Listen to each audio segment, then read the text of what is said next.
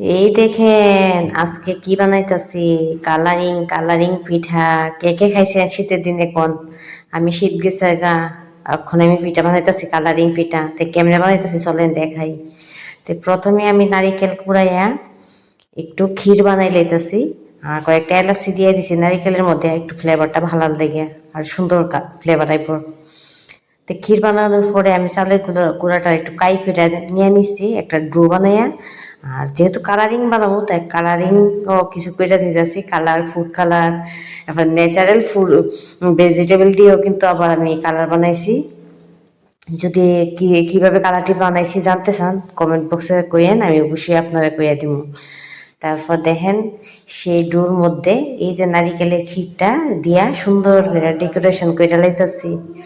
তো কেমন লাগতেছে ডেকোরেশনটা একটু জানেন তো। পুলি পিঠা চন্দ্রকলা, আমরা আগে বেশি চন্দ্রকলা খেতাম না এরকম। তো এমন করে বানাইতে বানাইতে সবটি বানাই লিতেছে, একটা একটা কালার আপনারা দেখাইতেছি আর বাকি বানাই রেডি করে তারপরে দেখাবো। হ্যাঁ, 4টা কালার করছি, 4টা ডিজাইন আপনারা দেখাইতেছি, 4টা এক ডিজাইনেরই করছি। দেখেন মোটামুটি এখন বানানি হয়ে গেছে, সবটি আপনাদের সামনে নিয়ে আইতাছি।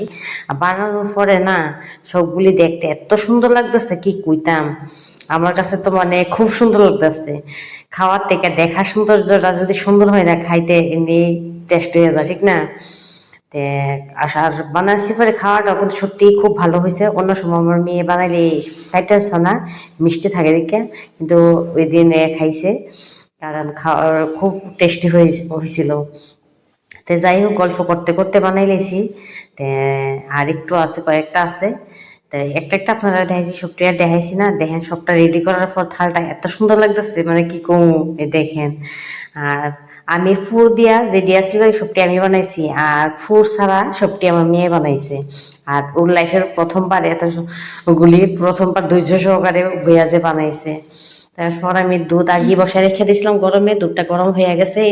এই দুধের মধ্যে সবটি ছাইড়া দিতেছি, একটা একটা করে সবটি ছাইড়া দিয়েছি। তো দেওয়ার পরে আর এর মধ্যে আরও দিছিলাম কি জানেন, আবার 2টা এলাচি দিয়ে দিছি, আর একটু ফ্লেভার ভালো হয় তো দুধের মধ্যেও। আপনারা চাইলে তেজপাতাও দিতে পারেন। তারপরে দিছিলাম নারিকেল কুড়াইয়া কিছু, তো আমি ক্ষীর বানাইছি একটু রেখে দিছিলাম, এই দুধের মধ্যে দিয়ে দিব, একটু মাখা মাখা হইব দিব। তা দুধের মধ্যে দিয়ে দিছি নারিকেল কুড়ানি, আর দিয়ে দিছি স্বাদ মতো চিনি। আমি চিনি দিয়ে করছি আরেকদিন দুধ চড়িটা করছিলাম শুধু দিয়া লালি দিয়া। আর আজকে চিনি দিয়ে বানাইছি, যেহেতু এটা সাদা। আর যদি আমি গুড় বা লালি দিই বা ভাতের সাথে এটা হলুদ হইয়া যাইব, এমনি কালারে হলুদ হয়ে গেছে গা। তারপর একটু ঢাকনা দিয়ে রেখে দিছি, হয়ে গেছে গা রেডি। আর কেমন লাগতেছে কোন? আমার কাছে তো খুব ভালো লাগতেছে দেখা।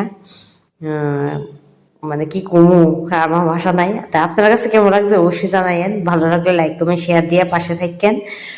আর আদম তো তো ভিডিও নিয়ে আসার মানে উৎসাহ যাতে পাই, এইভাবে পাশে থাকেন। আর এখন নিয়ে যেতেছে মায়ের সামনে, মায়া খাইয়া সেরা করতেছে, খুব ভালো হয়েছে। আর আমার কাছে খুব ভালো লাগছে। আর আপনারা যদি কিভাবে এই কালারটা করছি আপনারা জানতে চান, তো অবশ্যই আমার কমেন্ট বক্সে কইবেন। আমি কিভাবে কালারটা করছি ন্যাচারাল কালার আপনার কাছে নিয়ে আমু। একটা শুধু ফুড কালার দিছি, আর 3টে ন্যাচারাল কালার আছিল। তো আজকের মতো এখানেই শেষ, টাটা।